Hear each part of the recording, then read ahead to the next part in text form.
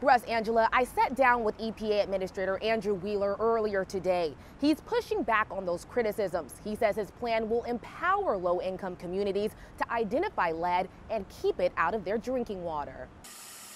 Nearly 30 years after it set lead standards for drinking water, the EPA is updating its rules, designed to protect Americans from dangerous lead contamination. That's a huge step. EPA Acting Administrator Andrew Wheeler says the EPA will now require water systems to test every school or daycare's drinking water for lead contamination.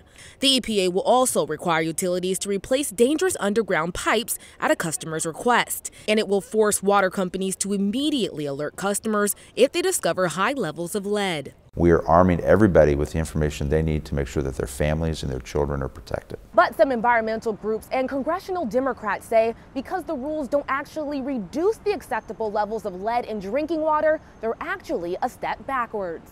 This keeps the same standard that has been in place that led to the problems that we've seen in Flint and other places around the country, and actually reduces the urgency to replace those lead lines. Michigan Democrat Dan Kildee represents the city of Flint, where in 2015, thousands of children were poisoned by lead-contaminated drinking water.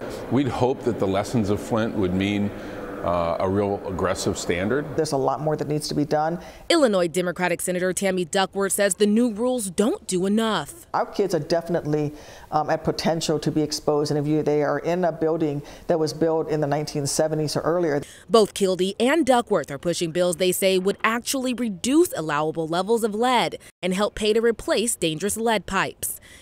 It's important to note that these new rules aren't set in stone. Wheeler tells me they'll be open for a 60-day public comment period.